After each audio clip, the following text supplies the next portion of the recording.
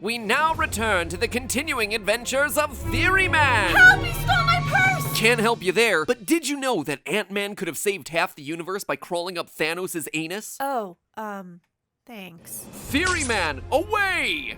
Once again, the day has been saved. Thank you, Theoryman. Thank you! Hello, Internet. Welcome to Film Theory, where today we've got an episode that's sure to get all your Peters tingling. For 2 decades, we've been inundated with Spider-Man. Films, series, video games, and oh so many memes. This summer's release of Spider-Man Far From Home gives us our 3rd live-action Spider-Man movie franchise in just 17 years. So as our universe, not to mention the rest of the multiverse, approaches complete Spidey saturation, it's time to figure out once and for all who wins the Spider-Man Battle Royale. Which Spidey reigns supreme? First, let's set our ground rules and clarify what this video is and what it is not. This is a comparison of the observable, measurable spider powers demonstrated on screen by our beloved webhead. Only the theatrically released feature-length Spider-Man films will be considered. This is not a popularity contest, nor is it a best actor contest, nor is it a best hair contest, because let's be honest, that one is no contest at all. Andrew Garfield, you have got yourself some remarkable hair. And what we're answering today is actually pretty darn simple. Which Spidey would win in a head-to-head fight? 3 franchises, 3 Spider-Mans. Tobey Maguire's Peter Parker and Sam Raimi's Spider-Man trilogy, Andrew Garfield's Peter Parker in Mark Webb's The Amazing Spider-Man franchise, and now Tom Holland as the MCU's golden boy, Peter Parker. In our theoretical battle royale, everyone is gonna fight in their standard costume. That means Tobey Maguire's character doesn't have to fight in his homemade human spider costume, but he also doesn't get the black symbiote suit either. Likewise, Tom Holland's Spider-Man doesn't have to wear his homemade costume, but he's also not gonna get access to the Iron Spider suit or Stealth Spider suit featured in Far From Home. Our goal here is to eliminate as many variables as possible so we can judge them based purely on their spider manliness alone. Our Spider-Man will be judged across 3 categories: strength, web, and agility, which necessarily takes spider sense into consideration. From those 3 categories, which ideally are boiling down the essentials of any good Spider-Man in battle situations, we'll be able to determine which Spider-Man reigns supreme. Round 1, strength. This one is actually a pretty straightforward category because the films give us really clear data to work with. It's actually incredible. It's kinda nice not to have to backdoor our way into these things for a change. All 3 of our Spider-Men in their respective films basically do the equivalent of the Hercules hold from the World's Strongest Man competition. Tobey with a speeding train, Tom with a ferry that's been sliced in half, and Andrew with a car dangling off a bridge. So which super impressive feat is the most super impressive? In the immortal words of Olivia Newton-John, or more accurately for our case, in the immortal words of Newton,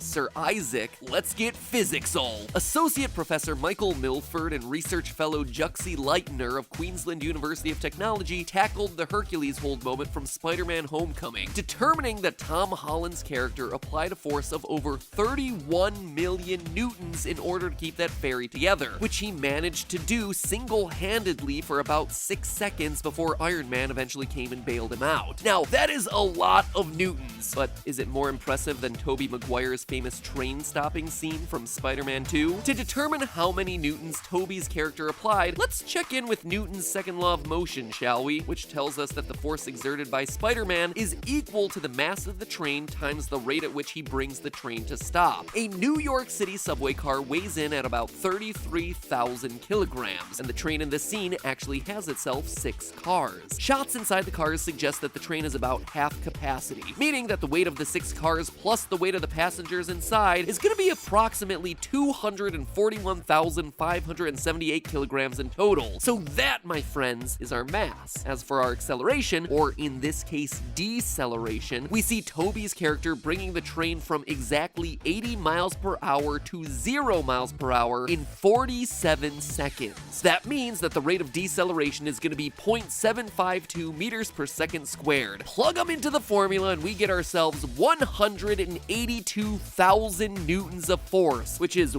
way less than what Tom Holland's Spider-Man had to exert. I mean, let's give Tobey's character some credit for pushing his body to the limits for 47 grueling seconds compared to Tom Holland's relatively breezy 6 seconds, but there is no way around it. Tom Holland's Spider-Man exerted over 170 times as much force in his Hercules hold. Tom's Spider-Man is definitely the stronger of these two, so where does Andrew Garfield's Spider-Man fit in? At a glance, holding a 2011 Chrysler Town and Country as it dangles over a bridge doesn't seem quite as impressive as stopping a train, and would you know it, it's not. The Town and Country has a curb weight of 4,652 pounds, but let's call it an even 4,800, with a kid inside plus whatever personal items the family might have in the trunk. Andrew's character is pulling directly against the direction of gravity, so we can easily use Newton's second law of motion once again to determine the force involved in Andrew's Hercules hold, which comes out to be roughly 21,000 newtons. Now, that is a far cry from the force Tom and Tobey were exerting. Plus, Andrew's grip eventually gives out after just 40 seconds. Get good, Andrew Garfield. So Tom Holland and the MCU Spider-Man wins the strength category in a landslide. He gets himself 3 points, Tobey gets 2 points for second place, and Andrew gets 1 point for last place, but a point in my heart for that beautiful hair. Next up, webbing. Not only is it Spider-Man's weapon of choice, it's also his mode of transportation. So webs are gonna play a huge role in any Spider-Man versus Spider-Man fight. Which of our 3 Spider-Man has the best, most versatile, strongest web? Spoiler alert, it's Tom Holland's Spider-Man, and it's not even close. Spider-Man in the MCU has the Tony Stark advantage when it comes to webbing. 576 preloaded web shooter combinations. Sticky web, ricochet web, taser web, stun web, spider tracers, rapid fire, web grenades, web wings. Web wings, people! There is no two ways around this one. Tom's character wins the web war, and he has the Tony Stark to thank for it. So now it's just a battle for runner-up position. Andrew Garfield's webbing is also man-made. The downside to this, though, is that he can potentially run out of web fluid or get separated from his web shooters while in battle.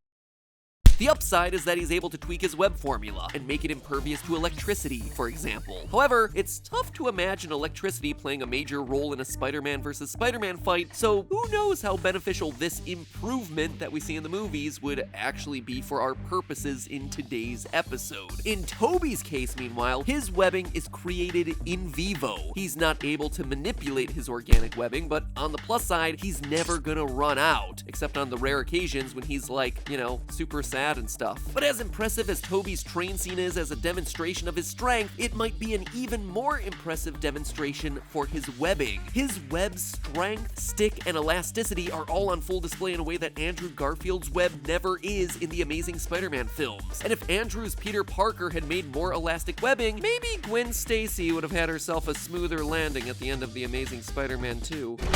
So Tom Holland wins the webbing category hands down and receives himself another 3 points. Gotta give second place to Tobey Maguire for that organic, unlimited webbing that's pretty much the equivalent of real spider silk, which yet again leaves Andrew Garfield's Amazing Spider-Man once again in the final position. Looks like Tom's running away with this thing, but not so fast. There is one final category to discuss: agility. We'll use agility as a catch-all category for Spider-Man's nimbleness, speed, and reaction time, of which spider sense is a major part. First, let's acknowledge a couple agility similarities between our 3 Spider-Men. All 3 seem more or less capable of avoiding bullet sprays, and all 3 Peter Parkers have similar foot speed. Trust me, I went through their running footage frame by frame, and they're all just within a few miles per hour of each other. Nothing so major that it merits mentioning here. But reaction time is where the Spider-Men really start to differentiate themselves, because not all spider senses are created equally. Let's start off by acknowledging that all 3 Peter Parkers have sporadic use of their spider sense, at best. They all appear to have a grasp on it for only a fraction of the time, resulting in them getting surprised by things like this, and this, and this. But when they are wielding their spider sense, it's a metric we can totally use for comparison. In the first Tobey Maguire Spider-Man film, there's a really useful sequence where we see his spider sense in action from Peter Parker's point of view. The fly in particular is helpful because we know a housefly beats its wings wings at about 200 times per second. From Peter Parker's point of view, that fly is flapping its wings 2 times in 2.625 seconds, meaning his spider sense is helping him see the world about 260 times slower than real time. As for Tom Holland's character, there is very little evidence that his spider sense, or Peter tingle, is very useful as it relates to reaction time at all. For instance, in Infinity War, his spider sense only tingles after Thanos' ship has already arrived at planet Earth, at a point where any normal kid on the bus could have glanced out the window and seen this thing. So his Peter tingle seems to be more of a state of alertness rather than an ability to experience the world in slow-mo and react to life that much faster. As for Andrew Garfield, his reaction times do appear to be enhanced post-spider bite. I mean, snatching a fly out of the air is pretty darn cool, but it also doesn't necessarily mean that he's seeing the world in slow-mo to the degree that Tobey's character does. That being said, there is an argument to be made that Andrew's spider sense is way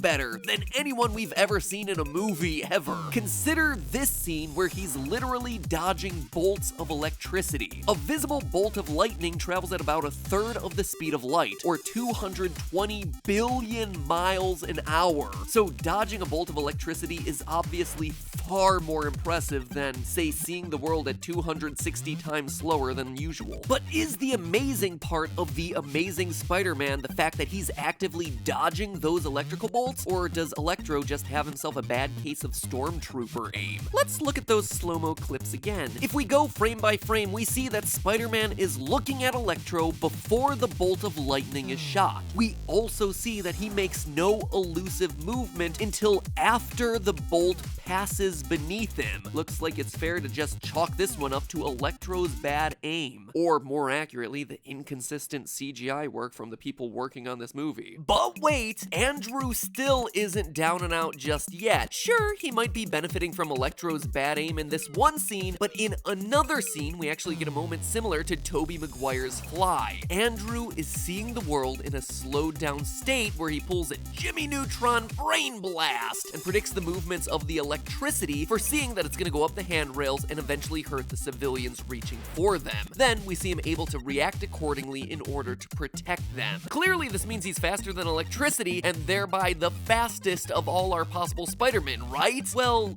yes and no. You see, he's certainly faster than electricity. The problem here is that he's faster than Electro's electricity. And when you actually stop and do the math in these scenes, these things are actually shockingly slow. Pun definitely intended. This battle is happening on the TKTS booth in New York City's Times Square. The top of this iconic stairwell is 45 feet across, and we see Electro's electricity travel to the center of that handrail in exactly 10 frames. For a movie that runs 24 frames a second, that's 5/12 of a second to go 22.5 feet. Extrapolating out that math, we see that Electro's lightning actually travels at the astonishing speed of 36.8 miles an hour. And when I say astonishing, I mean astonishingly slow. I mean, that is slightly faster than me driving through a school zone. But it's clearly nowhere close to the billions of miles an hour of actual lightning, and it is still significantly slower than the flapping of that fly's wings. Sorry, Andrew Garfield, I tried, but I just can't justify giving you the win here. The fly snatching is admittedly more impressive than anything Tom Holland exhibits though, so the totals have been tallied. Can we get ourselves a drum roll, please?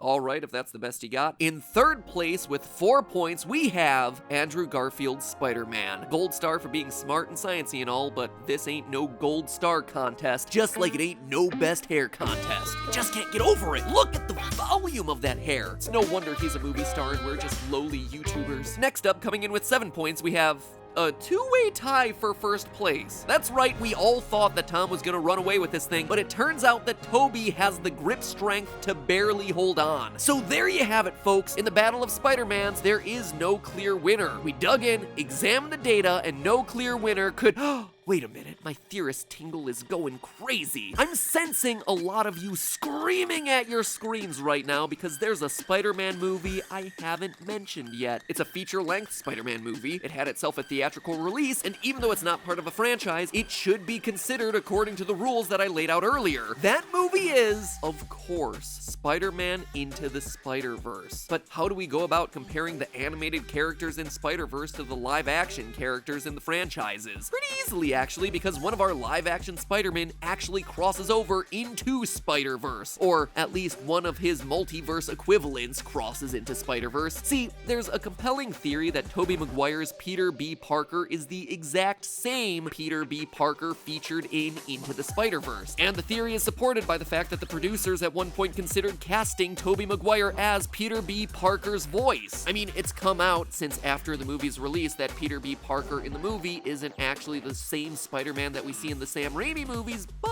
he's definitely going through the same types of adventures and life experiences, so even though he's not the exact one, he's pretty much a multiverse stand-in for the exact one. So, by the transitive property of equality, that would mean that Peter B. Parker from Into the Spider-Verse equals Tobey Maguire's Spider-Man from the Sam Raimi trilogy, which would then also equal Tom Holland's MCU Spider-Man. They are all relatively equal Spider-Man. So if we want to know how Tobey and Tom would stack up against the other Spideys in Into the Spider-Verse, all we need to do is look at how Peter B. Parker stacks up to them. First, let's look at Penny Parker and the Spider-Bot. From their performance in Spider-Verse, we know enough about this duo to not give them the win. Despite being highly ranked on all the usual Spider-Man comparison lists, Spider is a dud in Spider-Verse and winds up being the only Spidey character defeated in the final group battle. As for Spider-Gwen, Spider-Man Noir, and Spider-Ham, they don't necessarily prove themselves stronger than Peter B. Parker during the end fight either. All three of them fight valiantly and at least survive the final battle, but so does Peter B. Parker. No matter how badly I want to give this win to Spider-Ham, I just can't. These three cameo Spideys just didn't have large enough roles in Spider-Verse to separate themselves out from the rest of the field. Sorry, but that's all, folks. However, Miles gives us a lot to work with throughout this movie. He goes directly head-to-head with Peter B. Parker, who, remember, we've established is our Tobey Maguire character stand-in. Miles' invisibility lets him get the best of Doc Ock, whereas Peter B. Parker is easily captured by her. Plus, Miles successfully steals the goober away from Peter B. Parker without him knowing it. Later in the movie, Miles and Peter B. Parker go at it while fighting Kingpin, and in the end, Miles proves himself a better fighter by getting the best of Peter B. True, Miles is going against an older, out-of-shape Peter B. Parker, but the flip side of that coin is that Miles has only possessed his powers for a few days at this point. He hasn't had any time to properly hone his skills and reach his full potential. Seems more than fair to consider Peter B. Parker's old age balanced out against Miles' inexperience. So in the end, Peter B. Parker, who's as strong a Spider-Man as our live-action franchises have to offer, gets himself bested by Miles Morales in a direct head-to-head confrontation. And that can only mean one thing. Miles Morales wins in a battle royale against all the different Spider-Men. Tobey Maguire and Tom Holland may portray the strongest Peter Parkers in cinema, but Peter Parker is no match for Miles Morales, the strongest Spider-Man in all the films. Just goes to show that the best Spider-Man film also happens to contain the best Spider-Man.